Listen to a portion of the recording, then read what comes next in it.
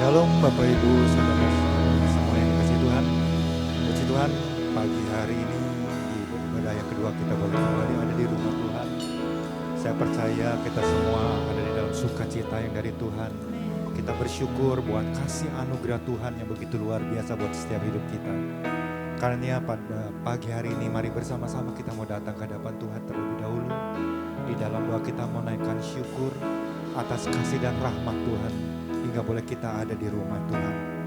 Kami datang kepadamu Bapa yang baik. Kami bersyukur, berterima kasih. Karena Engkau selalu menyatakan kasih-Mu, kebaikan-Mu buat kami Tuhan.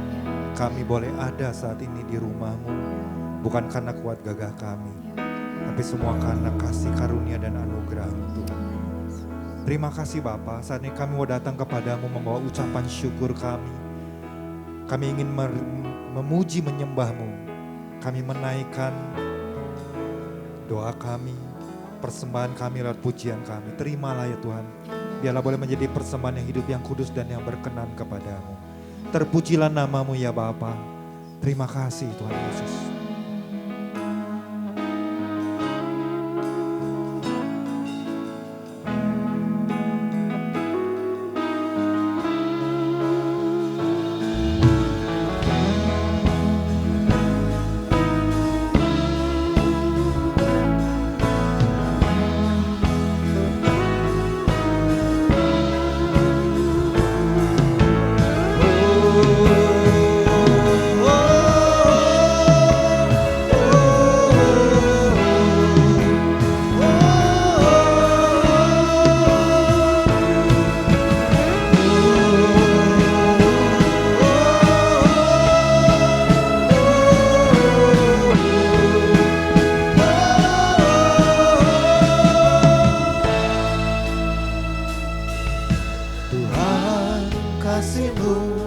Sungguhlah mempesona diriku.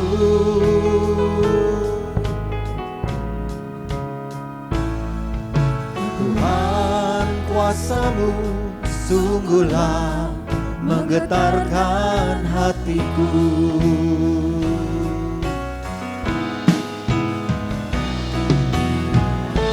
Kasih-Mu ya Tuhan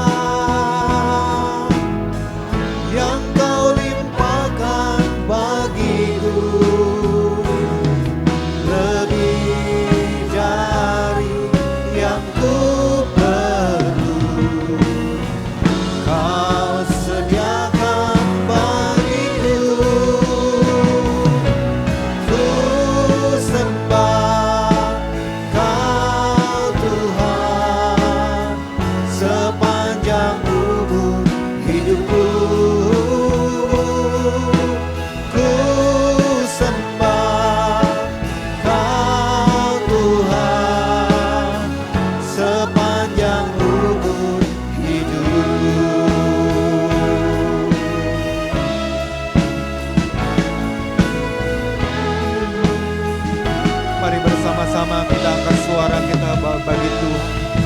Tuhan kasih-Mu sungguhlah mempesona diriku.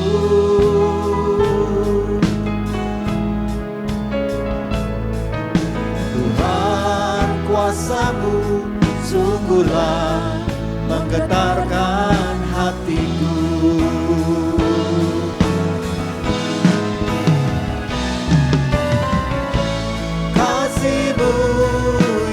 Tuhan yang Kau limpahkan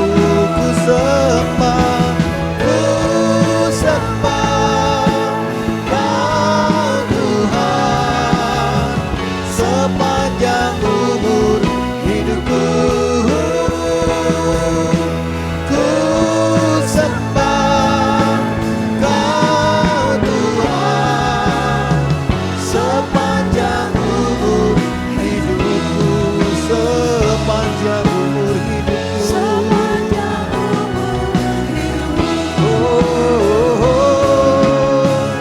Sepanjang umur hidupku. Haleluya. Terima kasih Tuhan Yesus, terima kasih. Segala pujian, kuasa, kemuliaan bagi nama-Mu. Setiap kita yang berkata siap memuji Tuhan bersama-sama, kita katakan haleluya. Haleluya. Sekali lagi shalom Bapak Ibu semuanya. Mari kita berikan salam kanan kiri kita. Katakan Tuhan kita baik, Tuhan kita sungguh luar biasa, amin. Kita mau merayakan kasih yang Tuhan berikan bagi setiap kita, karena Tuhan kita baik, haleluya.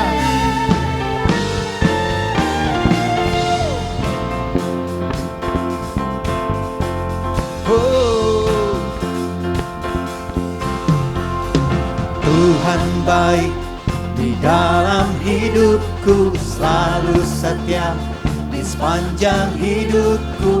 Nyatalah perbuatan-Mu, Kaulah sukacitaku.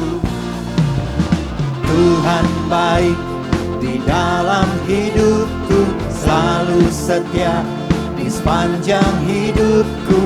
Nyatalah perbuatan-Mu, Kaulah sukacitaku. Haleluya. Ku bersorak, Tuhanku luar biasa. Haleluya. Ku bersorak, Tuhanku dahsyat berkuasa. Ku angkat suaraku, puji nama-Mu, ku bernyanyi bagi-Mu. Ku bersuka, ku melompat bagi-Mu, Yesus Kau di dalamku. Ku rayakan kasih-Mu.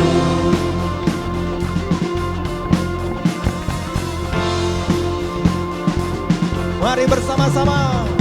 Tuhan baik di dalam hidupku, selalu setia di sepanjang hidupku. Nyatalah perbuatan-Mu, Kaulah sukacitaku. Haleluya. Ku bersorak, Tuhanku luar biasa. Haleluya. Ku bersorak, Tuhanku dahsyat berkuasa. Ku angkat suaraku, puji nama-Mu, ku bernyanyi bagi-Mu. Ku bersuka, ku melompat bagi-Mu, Yesus Kau di dalamku. Ku rayakan kasih-Mu.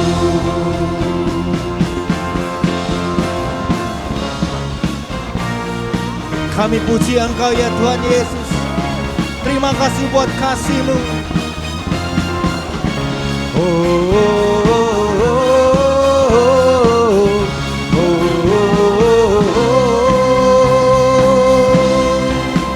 Ku angkat suaraku, puji nama-Mu, ku bernyanyi bagi-Mu. Ku bersuka, ku melompat bagi-Mu, Yesus Kau di dalamku. Ku rayakan kasih-Mu. Ku angkat suaraku, puji nama-Mu, ku bernyanyi bagi-Mu. Ku bersuka, ku melompat bagi-Mu, Yesus Kau di dalamku. Ku rayakan kasih-Mu. Haleluya, haleluya, oh, haleluya.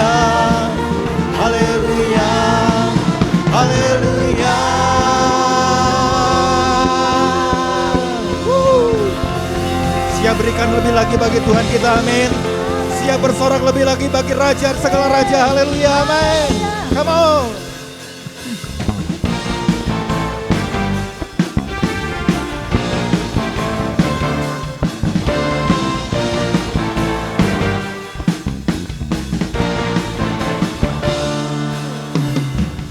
Satukan hati menantikan kuasa-Mu, kehadiran-Mu membebaskan hidupku. Dalam-Mu tiada lagi belenggu, ku telah bebas dan ku menang. Langit bumi menyatu dalam harmoni, pujian bergema, bersorak serukan dahsyat Kau Tuhan, bertata atas semesta.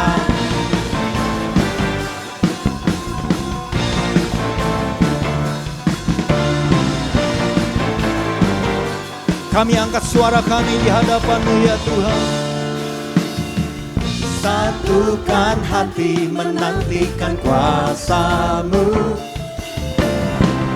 kehadiran-Mu membebaskan hidupku. Dalam-Mu tiada lagi belenggu, ku telah bebas dan ku menang. Langit bumi menyatu dalam harmoni, pujian bergema,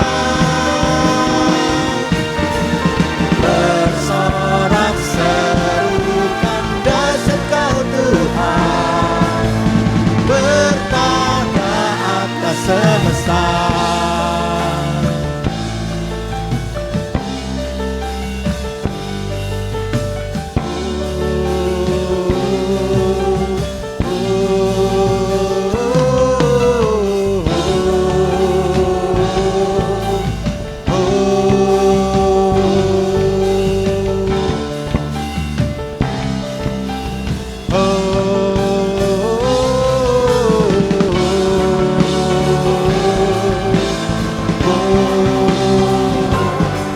Siap melompat bagi Tuhan, kita memberikan yang terbaik bagi Tuhan kita, amin. Haleluya, come on.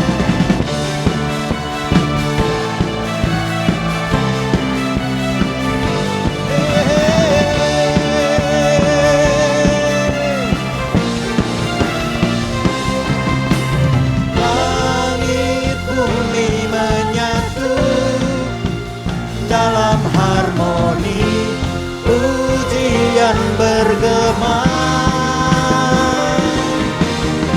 bersorak serukan dahsyat Kau Tuhan, bertata atas semesta.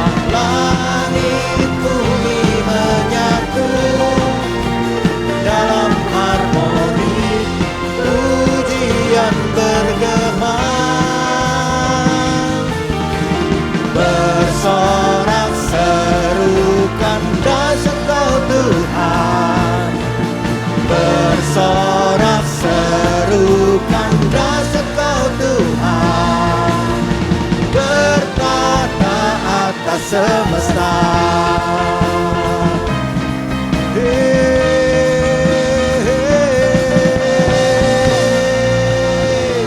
Mari berikan sorak-sorai bagi Raja segala Raja, Tuhan kita Yesus Kristus, haleluya. Puji Tuhan, biarlah kita selalu kagum akan Tuhan kita, amin. Puji Tuhan, silakan duduk Bapak Ibu. Terima kasih Tuhan. Apapun situasi, kondisi yang sedang kami alami, bahkan hari-hari yang kami hadapi, kami tahu Tuhan tidak semakin mudah. Tapi kami mau tetap memiliki iman, percaya hanya kepada Engkau. Kami mau tetap memegang Engkau sebagai satu-satunya sumber kekuatan pengharapan kami. Sekali Yesus tetap Yesus, selama-lamanya tetap Yesus. Tidak ada yang dapat menggantikanmu Tuhan. Terima kasih buat kehadiran-Mu dalam hidup kami. Terima kasih Tuhan. Dalam segala keadaan, waktu berlimpah maupun kurang, tetap Yesus yang mempesona hatiku. Dia beri damai dan kesempatan baru di setiap musim kehidupan. Waktu ku kuat maupun lemah, tetap Yesus yang mempesona hatiku. Dia beri hidup dan kesempatan baru. Sekali Yesus, selamanya Yesus. Harapanku tak akan hilang, karena kasih-Nya sekarang ku ada. Oh Yesusku, ku cinta Kau selamanya.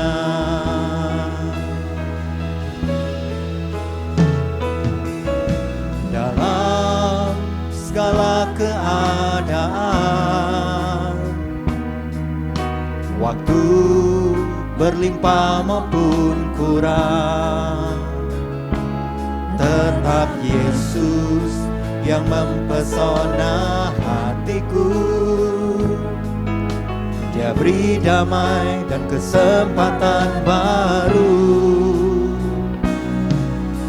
di setiap musim kehidupan.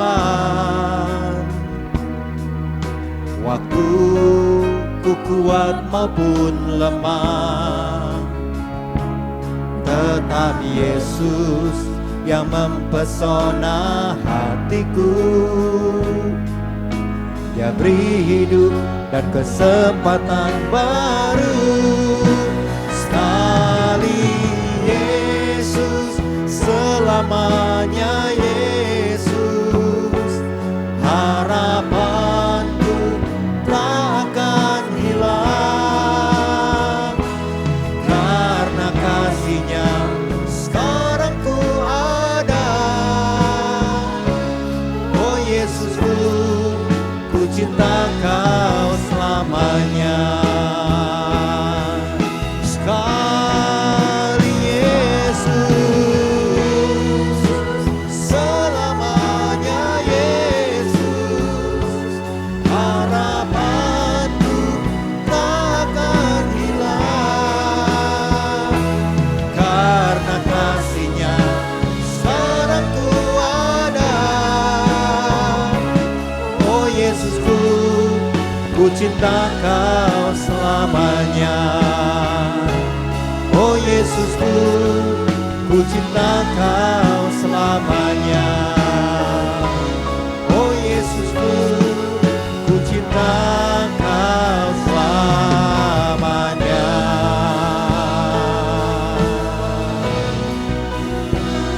Biarlah ini menjadi komitmen kita di hadapan Tuhan.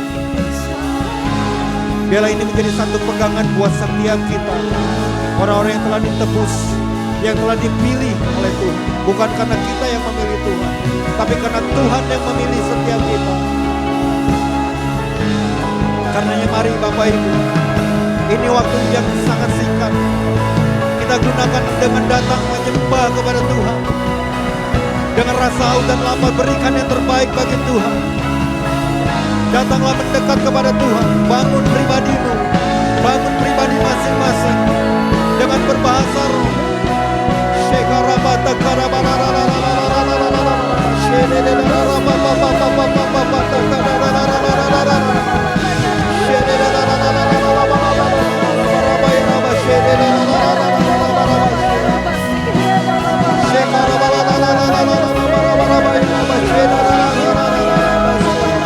Mari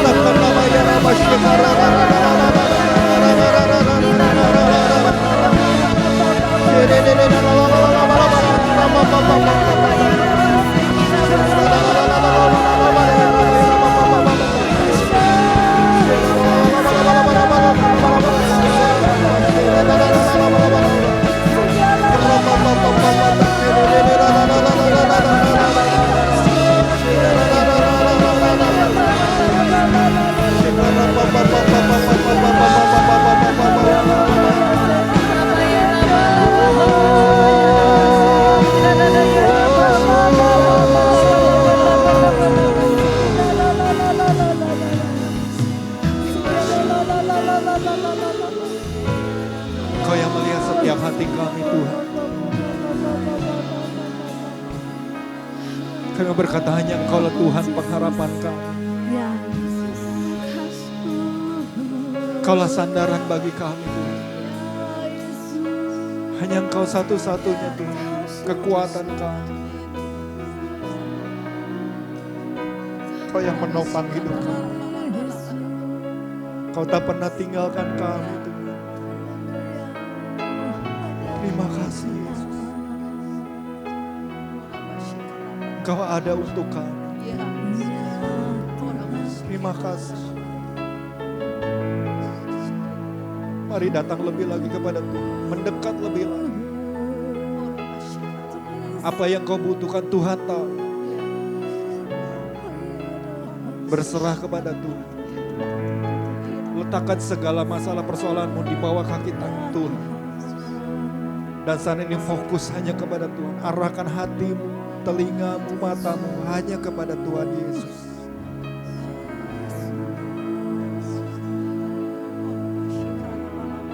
Jangan lepaskan kepercayaan.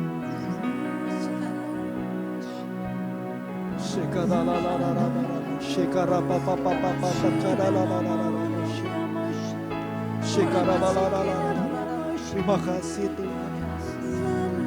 Karena Engkau terus berbicara buat setiap kami. Pesan demi pesan terus Tuhan sampaikan bagi kami. Itu menguatkan kami, meneguhkan kami. Bahwa kami berjalan bersama dengan Tuhan Yesus. Tuhan yang jauh lebih besar dari masalah kami. Tuhan kami lebih besar dari apapun juga. Tuhan yang dahsyat. Tuhan yang ajaib. Tuhan yang perkasa.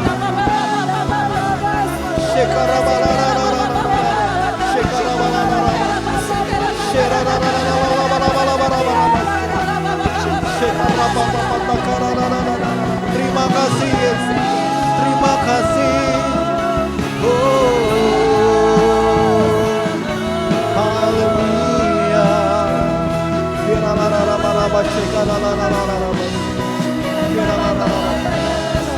Karenanya mari kita mau katakan sekali lagi bahwa sekali Yesus selamanya tetap Yesus. Haleluya. Sekali Yesus, selamanya Yesus. Mari kita bangkit diberi bersama-sama. Tak akan hilang karena kasih-Nya sekarang ku ada. Oh Yesusku, ku cinta Kau selamanya. Sekali Yesus, sekali Yesus, selamanya Yesus. Harapanku takkan hilang karena kasih-Nya sekarang ku ada. Oh Yesusku, ku cinta Kau selamanya. Kasih-Nya sekarang ku ada. Oh Yesusku, ku cinta Kau selamanya. Haleluya, haleluya, haleluya. Terima kasih, terima kasih Tuhan, terima kasih. Ini pengakuan kami Tuhan. Kami ada ini semua karena kemurahan Tuhan. Kami tahu dunia tidak jadi lebih baik, tapi kami punya janji Tuhan tidak pernah meninggalkan kami. Itu sebabnya Tuhan tolong kami menghadapi keadaan dunia, apa yang kami harus lakukan, bagaimana kami harus bersikap. Kami percaya Tuhan, siang hari ini di tempat ini Tuhan, Tuhan berikan jawaban buat kami.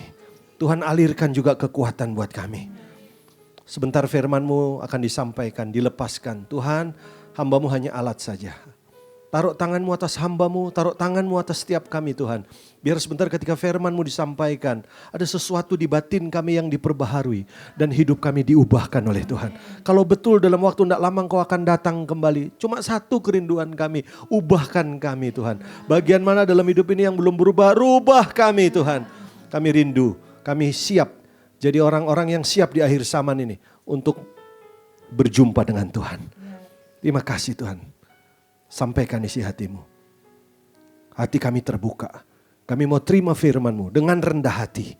Di dalam dan demi nama Yesus Kristus. Setiap kita yang siap terima firman Tuhan, sama-sama katakan amin. Boleh beri tepuk tangan sekali lagi buat Tuhan. Baik, puji Tuhan, silakan duduk. Shalom. Selamat siang, apa kabar saudara? Saya tahu saudara jawab luar biasa karena kita punya Tuhan yang luar biasa ya. Ya, saya percaya kebaktian yang pertama tadi diberkati Tuhan. Dan saya berdoa kebaktian yang kedua juga diberkati oleh Tuhan. Siapa yang percaya ada berkat istimewa buat kita? Weh, saudara antusias, amin? Coba bilang kanan kirimu, Tuhan mau memberkati kamu gitu. Ya. Saya lihat ada beberapa wajah yang ikut lagi kebaktian kedua, betul. Yang tadi ikut kebaktian pertama ada? Yang ikut, waduh. Ya ini yang 2 kali ini masuk surga sudah, pasti ya. Oke, sekali lagi Pak Gem, terima kasih buat kesempatannya. Baik, saudara tadi kebaktian pertama saya tergerak menyampaikan tentang kalau betul saudaraku dalam waktu tidak lama ini ya Tuhan akan datang saudara. Karena begini, ada 5 hal penting dalam kekristenan yang saudara nggak boleh lupa. Ya, yang pertama apa? Kelahirannya. Udah belum? Yesus sudah lahir? Sudah. Yang kedua apa? Kematiannya, itu yang penting saudaraku. Yesus datang bukan untuk bisnis, Yesus datang bukan untuk menikah gitu ya. Yesus datang untuk mati gitu saudaraku. Jadi kematiannya, menurut saudara sudah belum kematiannya? Sudah. Terus kemudian apa yang ketiga yang penting? Kebangkitannya. Kalau Yesus tidak bangkit, dia cuma manusia biasa. Kekristenan, pendiri kekristenan adalah satu pribadi yang pernah mati, tapi di hari ketiga dia bangkit. Amin. Dan kemudian apa? Yang keempat ya berarti ya. Tadi lahir, mati, bangkit sudah. Yang keempat apa? Yesus naik. Berarti tinggal satu. Apa yang kita sedang nantikan? Jawab, bilang kanan kiri. Kita menantikan kedatangannya. Bilang gitu saudaraku. Nah terus tanya lagi ke sebelahnya. Bilang, kamu udah siap belum? Gitu. Nah oke, saya kasih latar belakang sedikit ya saudara. Setelah masuk bulan Januari khususnya setelah Venezuela. Betul ya Pak Gem ya? Venezuela disikat sama Amrik gitu saudaraku, Amerika. Saudaraku, dan kemudian tambah ke sini tambah, kita ngerti. Nah saya kasih tahu dulu ya. Kenapa kok Israel itu menjadi pusat perhatian khususnya buat kita sebagai anak Tuhan, karena itu jam. Dalam tanda petik, indikator jam. Tentang apa? Tentang end times. Gitu. Nah, sejak masuk bulan Januari, saudaraku, ya setiap kali saya khotbah, baik itu di gereja, baik itu di persekutuan-persekutuan, pertanyaannya hampir sama. Dan nyaris, saudaraku, 98%, saudaraku. Ya, setiap kali saya mau khotbah, saya diajak ngojok dulu ya sama panitia lah, sama PIC lah, sama tim hospitality lah, saudaraku. Mereka nanya begini, Pak Pendeta, menurut Bapak ini yang terjadi di Timur Tengah ini arahnya kemana? Gitu saudara. Itu 98%, kalau saya nggak bisa bilang semua gitu ya. Nah saudara tahu, yang saya temukan apa dari pertanyaan itu? Menurut saudara apa kira-kira? Kenapa coba? Kan pertanyaan itu kan cuma sebuah ekspresi dari sesuatu yang ada di belakangnya. Dan saya menemukan ini saudaraku. Ternyata kita anak Tuhan, maaf nih, gak siap susah. Karena yang terjadi di Timur Tengah kita udah tahu kan, pasti arahnya kemana? Ya kalau sampai terjadi nih contoh, Selat Hormuz gak ada penyelesaiannya, berarti krisis energi kan? Ya kan? Kira-kira apa yang terjadi? Puji Tuhan Indonesia masih bertahan dengan harga bensin, gak tahu, harga bensin masih stabil, puji Tuhan. Tapi seandainya, just in case, itu berlama-lama saudaraku. Kira-kira saudara bisa tebak gak apa yang terjadi? Iya, susah kan? Iya kan? Saya kebayang gak? Saya nanti pelayanan di Bandung, naik kuda. Ketoprak. Aduh saudaraku. Iya kalau ada yang jual rumputnya, kalau ada maksudnya yang transportasi makanan kudanya. Kalau gak ada. Karena udah kebayang lah saudara kira-kira. Dan memang saya, karena beberapa orang juga yang undang saya jadi saya khotbah juga di persekutuan-persekutuan yang persekutuan perusahaan maksudnya. Jadi itu kantor, belakangnya itu di tengah jam istirahat di perusahaan itu ada ibadah gitu. Ownernya sendiri loh saudaraku. Nanya begitu, Pak kira-kira kemana? Oh iya memang kita Coba bilang sebelah lagi, kamu kayaknya nggak siap susah, bilang gitu. Ya, ya ini wajahnya maunya senang terus ya. Ikut Tuhan, ya kan? Saudaraku, harus di sini senang, di sana senang, dan mana-mana hatiku senang. Kita maunya begitu, saudara. Kita lupa bahwa ikut Tuhan harus pikul salib dan sangkal diri setiap hari. Bilang kanan kirimu lagi, kamu kayaknya nggak siap pikul salib, bilangin gitu saudara ya. Wajahnya wajah gembira terus ya. Oke, nah saudara, nah sekarang pertanyaannya begini. Kalau betul dalam waktu lama ini arahnya ke sana, kepada end times. Yuk kita langsung buka dulu Alkitabnya deh. Aduh, ya, coba kita temukan dulu sama-sama saudaraku di Matius 24 ayat 14. Yuk kita lihat sebentar. Kalau saudara lihat di Matius pasal 24 ayat 14. Nah, tahukah saudara 86 pasal Alkitab mencatat tentang kedatangan Yesus yang pertama. Jadi tentang nubuatan tentang kelahiran Yesus itu ada berapa pasal? 86. Tergenapi enggak? Sudah digenapi? Sudah. Tapi tahukah saudara ada 100 pasal lebih yang mencatat tentang kedatangan Yesus yang kedua. Berapa pasal saudara? Saya ngajar sedikit. 100. Kalau yang 86 saja pasal digenapi sudah terjadi. Saya kok percaya yang 100 pasal juga pasti akan digenapi. Jadi apa? Kedatangan Yesus yang kedua itu pasti. Cuma masalahnya kalau langsung datang gitu ya nggak ada masalah saudaraku. Tapi kan kita mengerti kan. Kedatangan Yesus itu kan bukan saat peristiwa satu kali gitu. Ada paketan. Saudara ngerti paket nggak? ada yang mendahuluinya, ada peristiwa-peristiwa mendahuluinya ya.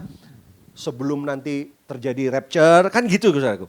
Dan ada peristiwa-peristiwa juga yang menyudahi, mengakhirinya dengan yang nanti saudara akan temukan yang namanya perang Gog dan Magog gitu. Saya janji saya nggak akan bikin takut saudara. Saya nggak akan lari ke sana juga. Tapi coba kita lihat Matius 24 ayat 14. Tapi sebelum kita baca nih, boleh bantu saya nggak? Di Alkitab saudara, Alkitab elektronik saudara. Saya yakin yang pakai Alkitab buku cuma Bapak Gembala saudara. Coba saudara pakai Alkitab elektronik saudara. Judulnya apa? Di pasal 24 judulnya paling atas. Judulnya tolong bantu saya. Apa? Oh, itu bukan yang judul paling atas, yang paling atas. Yang ayat 1 atasnya, apa? Khotbah Yesus tentang apa Pak? Akhir, jadi dengar, Yesus pun menyampaikan secara spesifik tentang end times. Aku akan datang loh. Nah nanti saya akan beritahu kepada saudara, kita perlu nggak sih memahami kebenaran ini? Oh penting menurut saya saudara. Karena kenapa Yesus secara spesifik bicara tentang kedatangannya? Kenapa? Kenapa ayo? Ya tentu ada maksud. Saudara tahu nggak? Ada 2 spirit yang diproduce dari pemahaman kita tentang kebenaran end times. Ada berapa spirit saudara? 2. Yang pertama kita akan kebenaran end times itu akan menghasilkan ya. Yang pertama adalah spirit of urgency, sensitivitas daripada urgent, bahwa kita ini ada di masa-masa urgent ini. Yang kedua, saudaraku, ada yang namanya spirit of crisis. Kita tahu bahwa kita tuh ada di seputar krisis. Nah, nanti yang saudara baca, nih saya kasih latar belakangnya dulu. Tuhan Yesus nggak pernah bicara tanggal, nggak pernah. Tapi Yesus bicara tanda. Coba katakan bersama saya tanda. Jadi kalau ada, maaf ini, kalau ada hamba Tuhan bilang, nanti tanggal sekian Tuhan Yesus datang. Udah saudara makan bakso aja udah. Ya, nggak usah dengerin itu orang. Ya, karena Yesus saja nggak pernah ngomong soal tanggal. Kok berani-berani saudaraku dia ngomong tanggal gitu loh. Kalau tanda itu benar. Contoh, tandanya itu apa sebelum Yesus datang? Ada peperangan, ada gempa bumi, apalagi. Nah saya rangkum aja ya, ada 3 tanda. Ini yang sebut tanda umum. Tanda umum tuh dibagi 3. Yang pertama, yang disebut ya saudaraku, sebelum Tuhan Yesus datang, kita tuh dunia ini akan mengalami yang namanya krisis kebenaran. Coba katakan bersama saya, namanya apa saudaraku? Krisis kebenaran. Aduh, coba saudara buka Alkitab saudara aja ya. Coba kita lihat di Matius 24, nih saya kasih contoh nih. Coba lihat ayatnya yang keempat nih. Ayat yang keempat. Tuh sudah di depan saudara. Sama-sama yuk 2, 3. Jawab Yesus kepada mereka apa? Waspadalah supaya jangan ada orang yang Menyesatkan kamu. Lihat, menyesatkan kamu. Berarti apa saudaraku? Krisis kebenaran. Coba lihat ayat yang kelima. Sebab banyak orang akan datang dengan memakai namaku dan berkata apa? Akulah Mesias. Dan mereka akan, loh udah 2 kali kata sesat diulang. Sesat, menyesatkan. Artinya apa? Akan terjadi krisis kebenaran. Artinya apa? Kita akan sulit nanti nih masa-masa sebelum Tuhan Yesus datang akan sulit untuk mana sih yang benar tuh yang mana? Itu kita akan nemui kesulitan. Saya kasih tahu ya. Untuk bisa membedakan 2 hal yang terlihat sama tetapi berbeda itu dibutuhkan kecerdasan rohani. Saya ulang. Untuk membedakan 2 hal yang terlihat sama padahal berbeda, butuh apa saudaraku? Kecerdasan rohani. Jadi hati-hati lu, akan banyak penyesat. Jadi yang pertama krisis apa saudaraku? Krisis kebenaran. Pendeta A yang hebat ngomong begini. Pendeta B hebat juga ngomong begini. Kok beda? Waduh bingung nih yang mana dong? Nah itu akan terjadi krisis kebenaran. Akan terjadi penyesatan sampai pada puncaknya apa? Mesias palsu. Jadi makanya ya kalau iman saudara itu didasari kepada kepada kebutuhan, bahaya loh. Karena Mesias palsu akan memenuhi apa? Kebutuhan saudara. Apa yang saudara butuhkan? Hati-hati ya. Kebutuhan ya kita punya kebutuhan. Tapi ada yang di atas kebutuhan.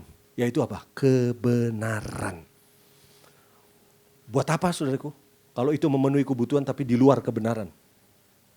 Itu hati-hati. Yang kedua, saudaraku, ini saya rangkum dulu. Yang pertama krisis kebenaran. Yang kedua adalah krisis kemanusiaan. Ada perang, ada kelaparan, betul? Akan ada bencana alam. Apa? Itu akan berdampak kepada krisis kemanusiaan. Ada manusia-manusia yang hidupnya jadi susah. Ada ini prediksi kan? Udah tahu kan? Bahwa ke depan ini akan terjadi pengangguran banyak. Dunia aja udah bisa prediksi. Kira-kira krisis kemanusiaan gak itu? Sorry. Kalau sampai nih lowongan pekerjaan atau pekerjaan jadi susah karena teknologi lah, karena apa? Yang terjadi apa sesudah itu kira-kira? Udah bisa tebak kan? Ya kerusuhan. Bukankah itu diawali dari krisis? Ya kan? Kemanusiaan. Nah nanti saya mau sampaikan khotbah saya berhubungan dengan krisis yang ketiga. Apa ya krisis yang ketiga? Diulang, yang pertama apa? Krisis kebenaran, kedua krisis kemanusiaan, yang ketiga krisis hubungan. Nah jangan kaget, ini juga akan menjadi apa tadi? Tanda umum. Itu umum. Nanti sudah gak usah heran ya. Si A cerai. Sorry nih, saya udah sorry dulu. Hamba Tuhan, hebat, cerai. Udah tahu kan? Ini saya bukan lagi ngegibah, bukan lagi gosip. Ya, Benihin, udah tahu kan? Benihin. Yang kedua loh, saya ngomong gini berani ya karena memang sudah zaman sekarang itu semuanya udah gak ada rahasia. Semuanya saudara klik di YouTube, saudara akan ketemu. Benihin, coba. Cerai yang kedua kalinya. Waduh, elus dada saudara. Padahal Benihin itu kurang hebat apa? Benihin, betul gak? Jasnya kalau dibuka, dia puter gini. Yang di depan vertigo itu. Maksudnya pusing gitu. Ya, kurang hebat apa coba? Benihin. Ya, sampai Benihin pernah ditegur loh sama pendeta senior Ben. Kalau bisa kamu di depan itu gak usah puter-puter gitu. Gak perlu katanya, buat apa kayak begitu. Sampai ditegur. Ya memang orang kalau ada di hadirat Tuhan, jangankan jasnya diputer-puter. Aduh hamba Tuhan kalau sudah diurapi ya, hati-hati tuh hamba Tuhan. Ngupil aja, itu bisa, orang bisa. Makanya saya gak boleh ngupil. Saudara. Itu orang bisa rebah. Saudara. Ya, artinya apa? Kurang hebat apa Benihin? Tapi maaf. Hamba Tuhan saja diserang loh. Hancur keluarganya. John Maxwell dia bilang begini. Saudaraku, tidak ada keberhasilan yang dapat menggantikan kegagalan dalam keluarga. Saya ulangi, tidak ada keberhasilan yang dapat menggantikan kegagalan dalam keluarga. Jadi orang menyebut Anda hebat, di pabrik hebat, di kantor hebat, tapi keluargamu hancur. Maaf, Anda orang gagal. Anda orang gagal. Jadi jangan bangga, jangan saya hebat. Enggak, gagal Anda. Itu kata John Maxwell. Jadi jangan marah sama saya. Ya, saudaraku. Ya, jadi gagal. Tapi waktu dipikir-pikir, ya benar juga. Benar juga, saudaraku.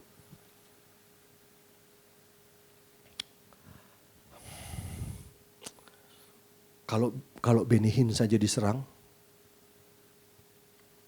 mengalami krisis hubungan, bagaimana dengan kita? Ya. Iya kan? Benny Hinn. Apalagi Benny Solihin. Simpson itu diurapi. Maaf, Pastor Benny Hinn itu diurapi. Tapi dengar, you can be anointed but you still stupid. Kita bisa diurapi tapi tetap bodoh. Nah makanya hari ini, yuk saudara, bagaimana menghadapi keadaan yang seperti ini? Ya, aduh sekarang nih mulai terbuka. Oke, saya akan ajak saudara tadi kembali ke Matius 24 ayat 14.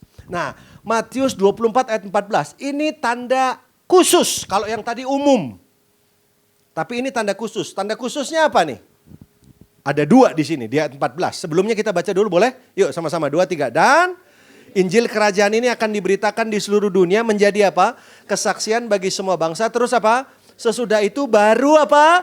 Tibalah kesudahannya. Nah ada 2 tanda di ayat 14. Tadi kan tanda umum udah ada 3. Nah ditambah ini jadi 5 tanda. 3 tanda umum, 2 tanda khusus. Ya tanda khususnya apa? Dan Injil kerajaan ini akan diberitakan di seluruh dunia. Nah saya mau tanya sama saudara. Kira-kira tanda yang khusus di ayat 14 yang pertama. Injil diberitakan di seluruh dunia, sudah belum? Menurut saudara sudah belum? Saya setuju, sudah. Berarti kalau sudah tinggal 1 lagi Pak. Apa itu yang kedua? Di ayat 14 tanda khususnya. Dan Injil kerajaan Allah ini akan diberitakan di seluruh dunia sudah menjadi kesaksian. Nah itu yang kedua. Apa itu yang kedua? Gereja kesaksian. Katakan bersama saya apa?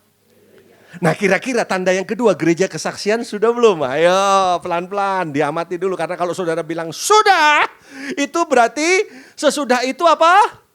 Barulah tiba seolah-olah kalau gereja kesaksian sudah terjadi berarti tinggal 1 langkah lagi seolah-olah Tuhan Yesus. Jadi artinya begini, saya dan saudara hidup di satu masa di mana Tuhan Yesus bisa datang sewaktu-waktu. Kalau memang betul. Berarti apa yang terjadi di Timur Tengah sekarang ini, nanti saya kasih bukti 1 tanda dah. Karena saya tahu nanti problemnya saudara akan bertanya karena ini bukan seminar. Pasti saudara akan nanya begini, Pak kalau tanda Tuhan Yesus datang itu peperangan, bukannya dari dulu udah ada perang kan gitu kan? Ya kan? Pak dari dulu juga sudah ada gempa bumi. Nah pertanyaannya bagaimana mungkin gempa bumi yang sekarang sama gempa bumi yang dulu apa beda? Peperangan yang sekarang sama peperangan yang dulu apa beda? Beda Pak. Peperangan macam apa yang memenuhi unsur bahwa itu sudah menjelang kedatangan Tuhan? Ayo peperangan mana macam apa? Nah mari kita baca dulu ini. Coba kita lihat ayatnya. Kita sama-sama temukan sebentar. 2 Petrus pasal 3 ayat 10 coba. Ya 2, 3. Tetapi hari Tuhan akan tiba seperti pencuri. Pada hari itu langit akan lenyap dan gemuruh yang dahsyat terus dan unsur-unsur dunia akan hangus dalam nyala api. Dan bumi dan segala yang ada di atasnya apa? Nah pertanyaan saya, bagaimana ayat ini digenapi? Ayo. Unsur-unsur dunia hangus dalam nyala api. Bagaimana digenapi? Ayo. Peperangan macam apa? Atau keadaan macam apa yang bisa menimbulkan keadaan seperti ini? Unsur dunia. Nah betul. Jadi kalau dibilang, Pak dari dulu juga sudah ada perang. Ya tapi waktu perang yang dulu, E sama dengan MC kuadrat belum keluar. Halo, bisa ngerti gak? Jadi tidak memenuhi unsurnya.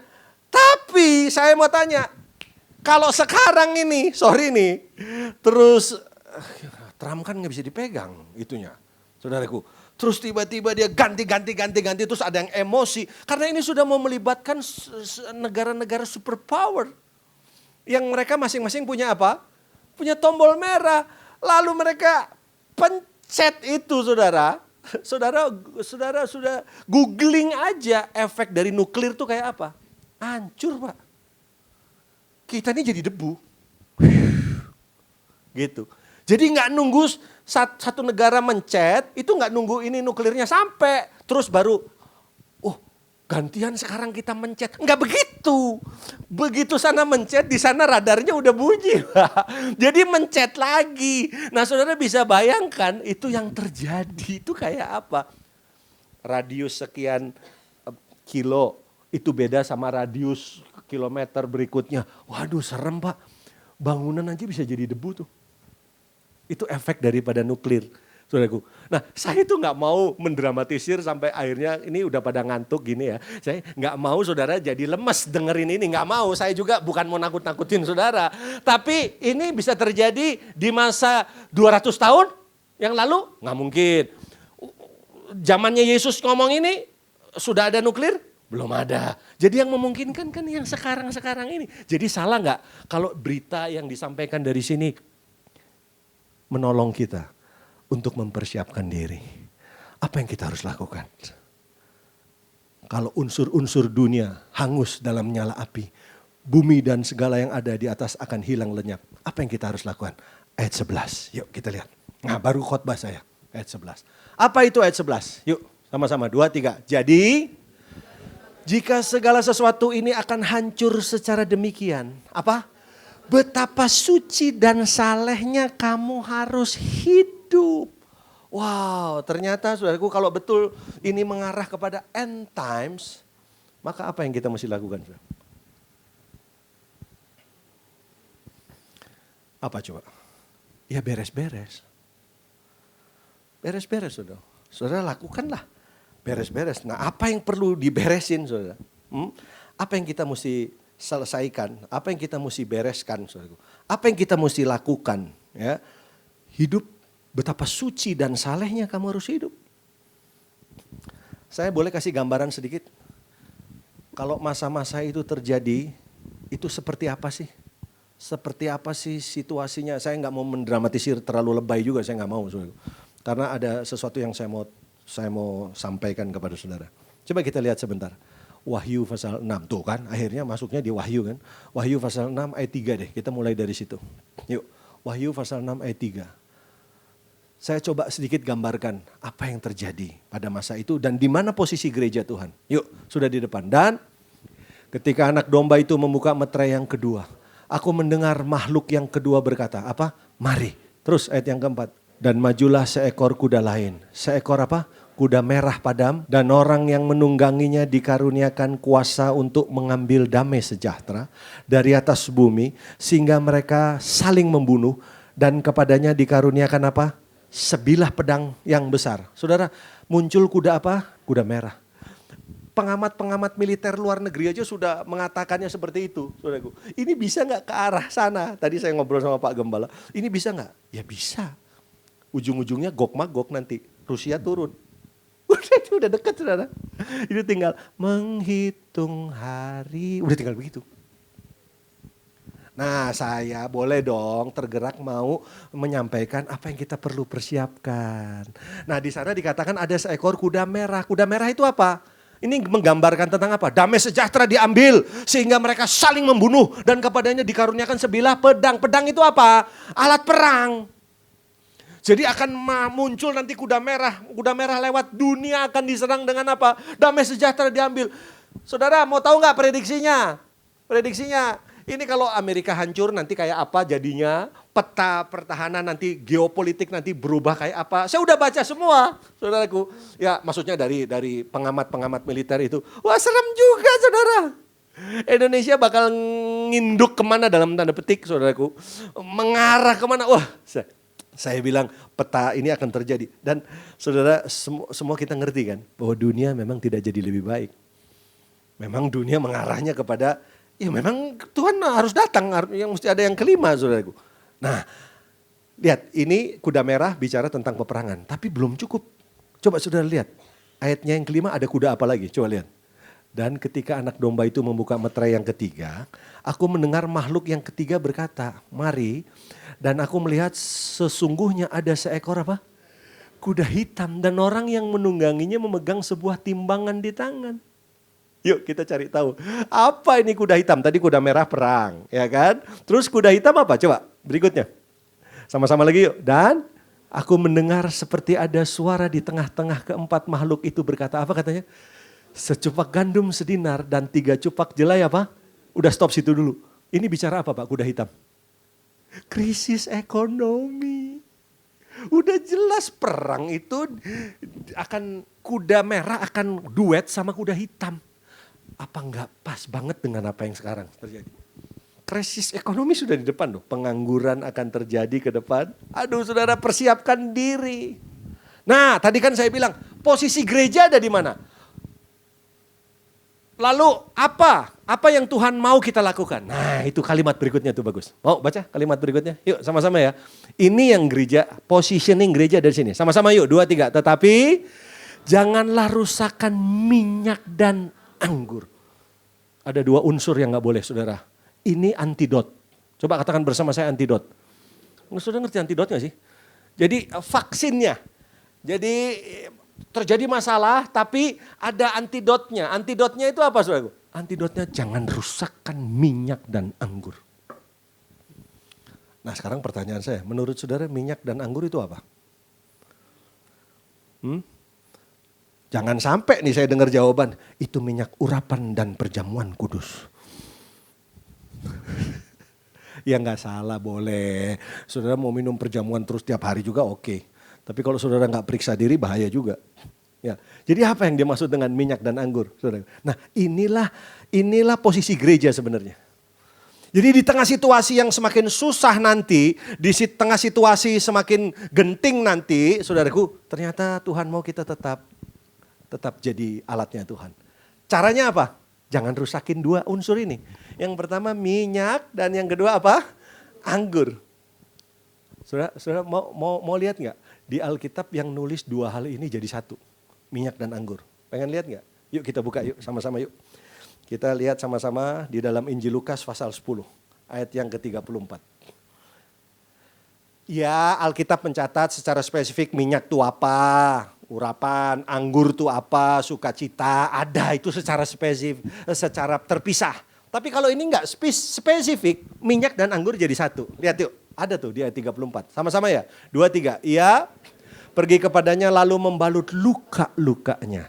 Sesudah ia apa? Menyiraminya dengan apa? Minyak dan anggur. Kemudian ini ayatnya sepotong. Ia menaikkan orang itu ke atas keledai tunggangannya sendiri lalu membawanya ke tempat penginapan dan wah. Saudara, ya memang saya mau saudara kasih perhatian di ayat ini. Ternyata minyak dan anggur di sini, mau tahu nggak peristiwanya apa ini? Ada orang yang turun dari Yerusalem kan, ke Yeriko, terus kemudian orang ini dirampok.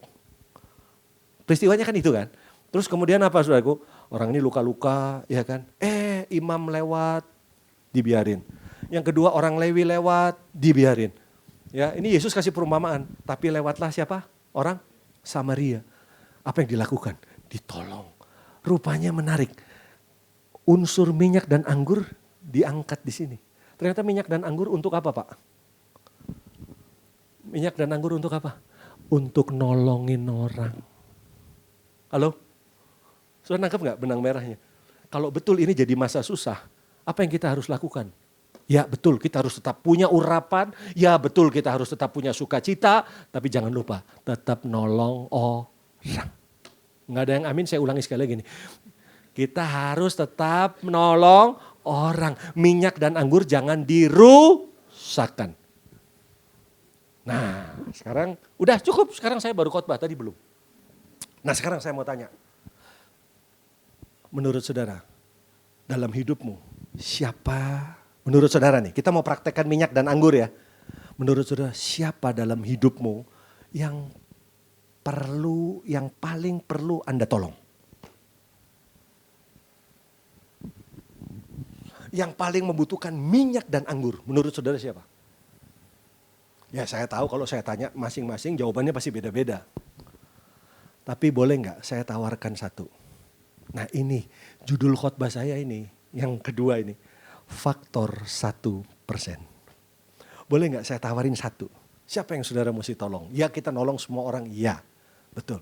Tapi ada faktor 1%. Boleh saya kasih kasih landasannya dulu boleh saudaraku. Kalau saudara baca di Lukas pasal 15, di sana saudara akan melihat ada 3 hal yang ditulis oleh Alkitab tentang kehilangan. Yang pertama, dirham yang hilang. Yang kedua, anak yang hilang. Yang ketiga, apa? Domba yang hilang. Ini serius, saudara nggak ngerti? Udah tahu kan? Ada 3 yang hilang kan? Nah, saya mau bahas tentang domba yang hilang. Saudara ngerti apa yang dilakukan oleh gembala waktu dia mencari domba yang hilang? Tahu kan? Yang 99 ditaruh, dikandangin, saudaraku. Kemudian apa? Dia tinggalkan yang 99, dia cari yang 1. Nah, saya mau tanya lagi. Saudara pernah ngerenungkan enggak?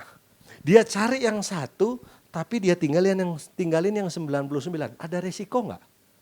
Bagaimana kalau yang 99 ini diganggu sama ular? Bagaimana kalau yang 99 ini didatangi singa? Bagaimana kalau yang 99 ini dikunjungi oleh serigala? Saudaraku. Dipikirkan nggak kira-kira resikonya? Ya. Tapi kenapa dia cari yang 1? Saya mau terangkan sedikit. Berarti yang 1 ini bukan domba biasa. Halo? Ngerti gak? Yang 1 ini saudara pasti, ya betul dia sama domba, sama. Tapi ini domba yang khusus. Ini yang saya bilang faktor 1%. Saudara ngerti? Ya. Kenapa? Saya yakin salah satu pertimbangannya ini. Yang 99 dia bisa serahkan ke siapa saja. Tapi ada 1 domba yang gak bisa diwakili, yang gak bisa tergantikan. Masih belum kena? Saya kasih ayatnya, sudah ampuni mereka Tuhan. Mari kita lihat. Ini saya juga udah mulai emosi lihat saudara ya. Coba saya akan ajak saudara kita lihat di Ibrani pasalnya yang ke-11 ayat 21. Ibrani 11 ayat 21. Saudara, Ibrani 11 itu mencatat spesifik soal iman. Betul nggak? Pahlawan iman, ya, saksi-saksi iman, ya. Imannya Abraham yang saudara bisa belajar apa dari iman Abraham? Apa? Ketokohan iman dari Abraham itu apa?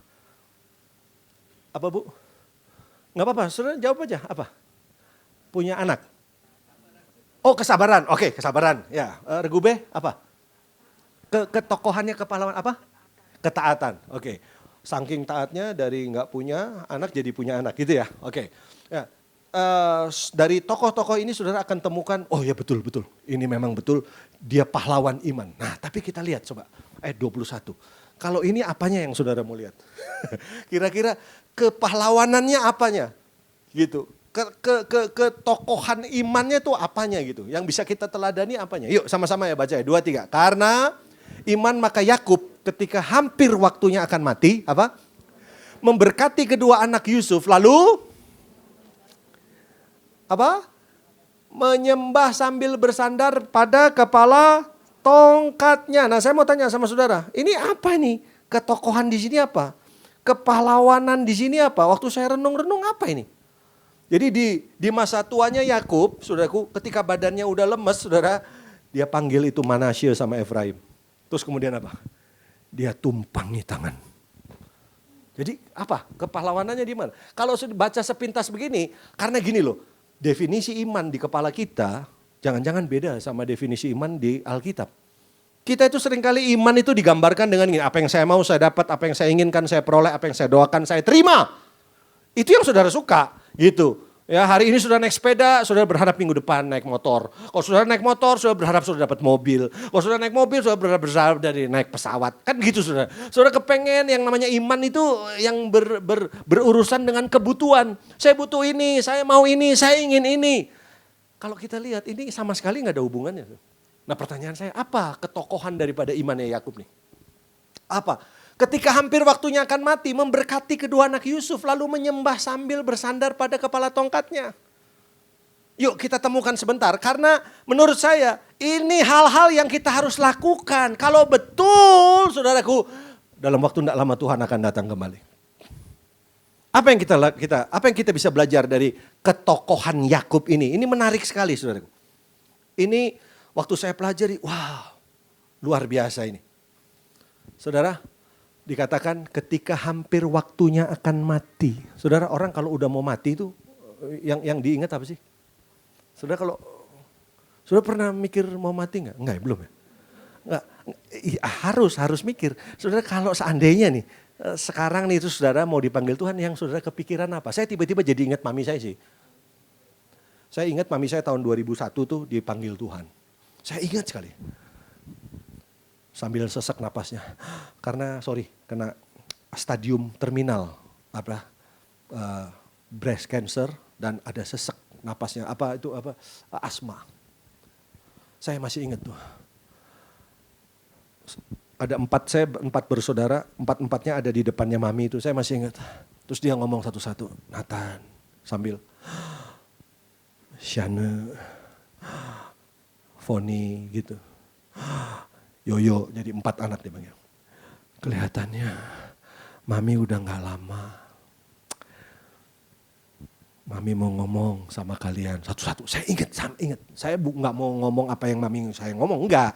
Saya cuma mau kasih cerita bahwa orang tuh kalau sudah mendekati sakratul maut, mendekati itu ngomong, ngerti nggak? Topik pembicaraannya itu beda. Mami saya nggak bilang gini, Nathan, sendal di luar udah dimasukin belum? Nggak nanya gitu. Enggak gitu. Mobilnya parkirnya bener ya. Nanti kesenggol loh. Kita kan urusan parkir mobil kan bisa ribut suami istri ya kan. Kesenggol. Makanya sekali-sekali pikirin kalau mau meninggoy. Apa yang saudara pikir? Nah ternyata ditulis oleh Alkitab. Waktu Yakub udah mau meninggal, apa yang dilakukan saudaraku? Yusuf bawa 2 anaknya. Sambil udah lemes saudaraku, dia begini. Dia pegang tongkat supaya nggak jatuh. Terus apa? Manasya, Efraim sini kamu. Cepat-cepat ngadep si opah gitu. Dia tumpangin tangan. Yes. Halo, bisa ngerti? Ini yang disebut faktor 1%.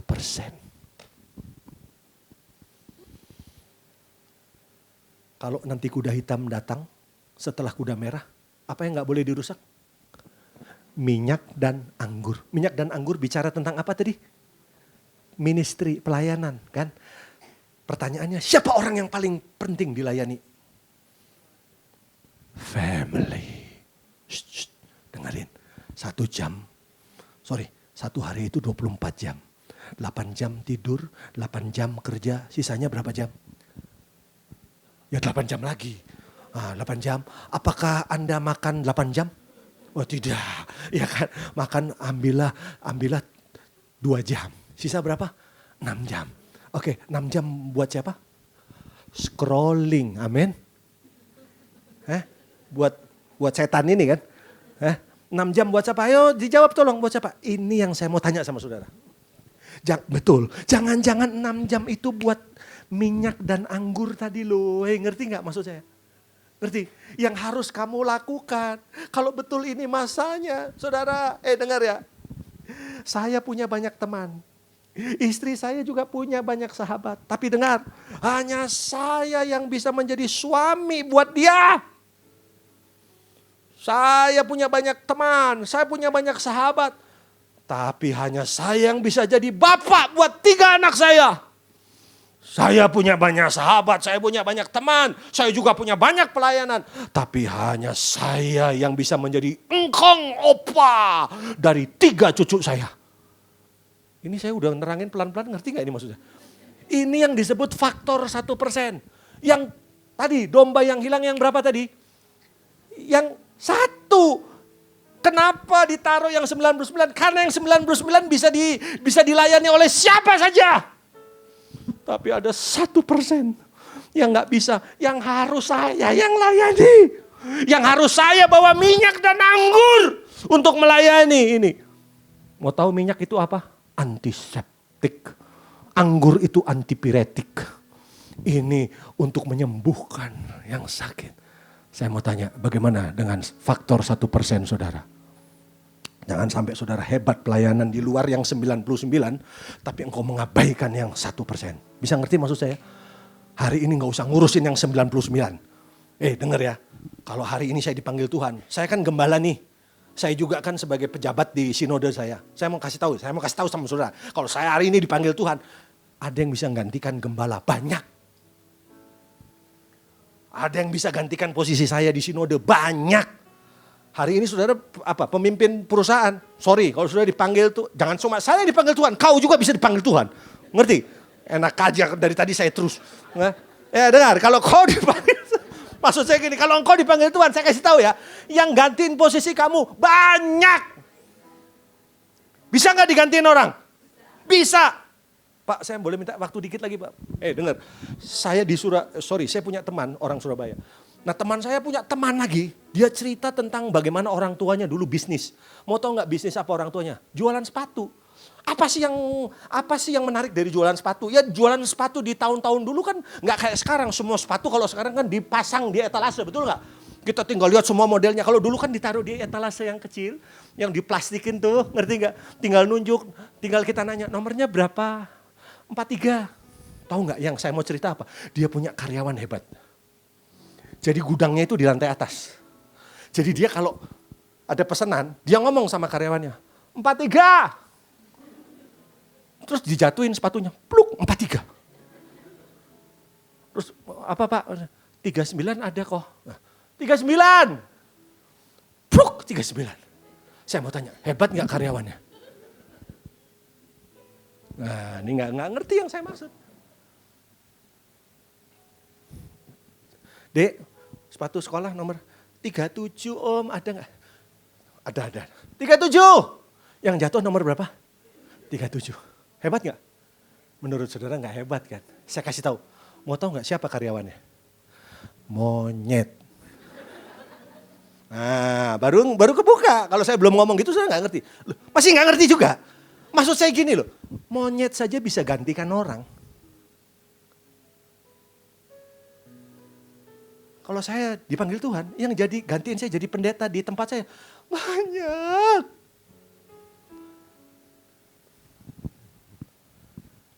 Saudara jangan mikir, ya kalau gitu yang gantiin suaminya nggak bisa.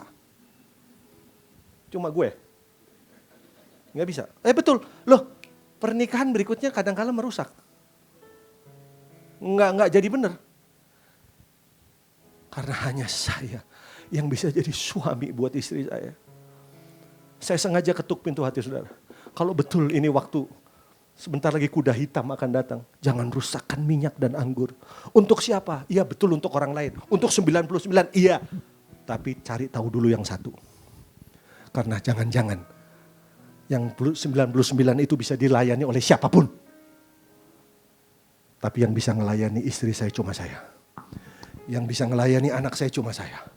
Yang maksud saya gini loh. Hari ini banyak cerita kan, anak-anak kepahitan sama bapaknya kan. Sama mamanya kan. Maksud saya gini, udah kasih minyak sama anggur belum buat mereka? Udah diberesin belum? Jangan senang. Buat saya yang paling aman di masa-masa sekarang, saya memastikan istri, anak saya, cucu-cucu saya ada di dalam Tuhan. Dan mereka baik-baik saja. Amin. Karena sudah amin saya ngerti maksudnya. Cepat Om selesai, cepat selesai. Saya selesai, sudah. Saya selesai. Beri tepuk tangan dulu buat Tuhan kita. Yuk kita tundukkan kepala 1-2 menit. Renungkan sebentar. Ayo kalau betul dalam waktu tidak lama. Ini akan masuk ke masa susah. Ayo di masa susah ini gimana dengan keluargamu? Tuhan mau jangan rusakkan minyak dan anggur. Ayo saya mau yang hadir di sini. Kalau engkau orang tua, ayah dan ibu dan anakmu tidak ada di sini, bayangkan anakmu. Kalau engkau hanya suami saja engkau di sini, bayangkan di mana istrimu. Kalau engkau hanya ibu atau istri saja yang di sini, bayangkan suamimu, anak-anakmu, di mana mereka? Layani mereka. Kasih mereka minyak. Kasih mereka anggur. Coba cek, jangan-jangan mereka terkapar turun dari Yerusalem ke Yeriko. Mungkin ada keluarga yang kepahitan. Bereskan, selesaikan. Kita gak punya waktu panjang loh. Udah gak usah ngurusin yang 99. Udah yang 99 nanti Tuhan kasih orang itu. Perusahaanmu, perusahaan gak usah. Saudaraku, yang 1% dulu nih. Terima kasih Tuhan. Melayani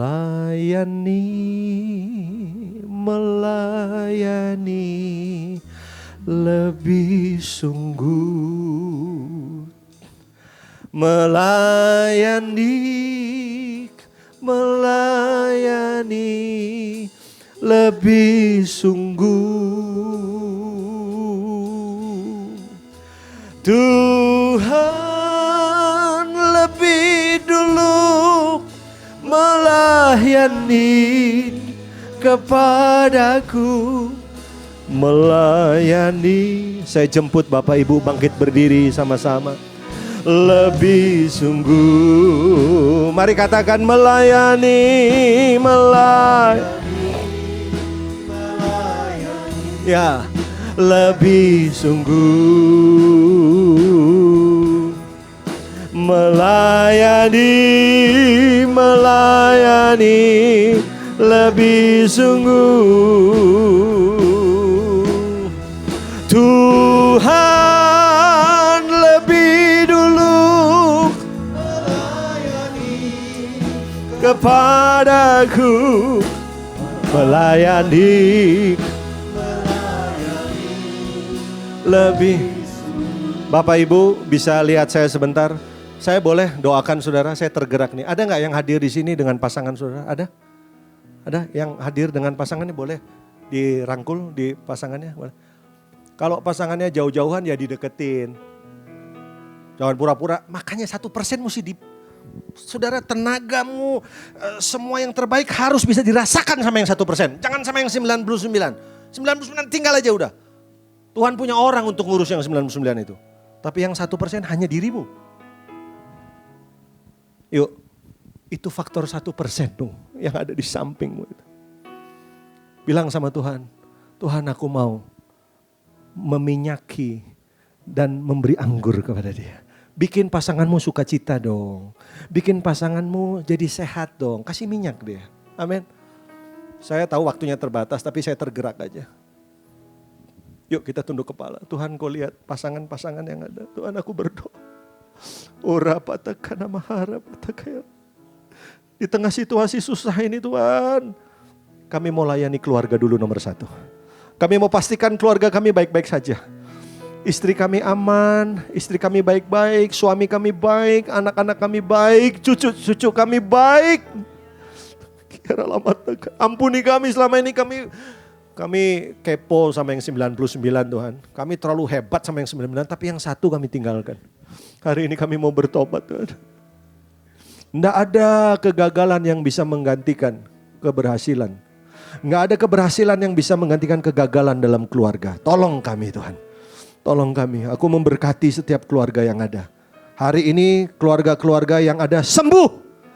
Kalau ada keluarga yang jatuh, sakit, terluka, sembuh. Oleh minyak dan anggur, sembuh. Dalam nama Yesus sembuh. Tidak ada kepahitan. Terjadi pemulihan.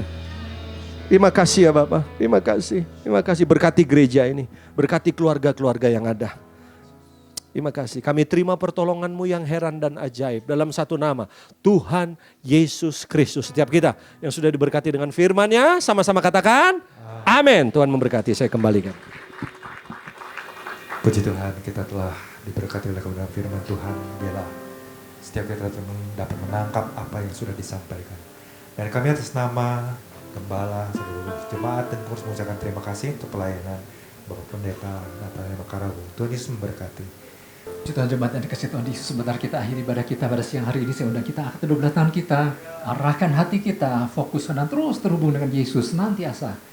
Pergilah, pulanglah dan jadilah saksi-saksi Kristus. Mari jemaat yang dikasih Tuhan, terimalah berkat damai dan sejahtera daripada Allah Bapa, kasih karunia daripada Tuhan Yesus Kristus, dan persekutuan Roh Kudus yang ada dan manis menyertai setiap kita semua. Mulai daripada siang hari yang indah ini, sampai hari Maranatha, Tuhan Yesus menjemput setiap kita di awan-awan yang permai. Setiap kita yang percaya menerima, kita sama-sama katakan, amin. Tuhan Yesus berkati.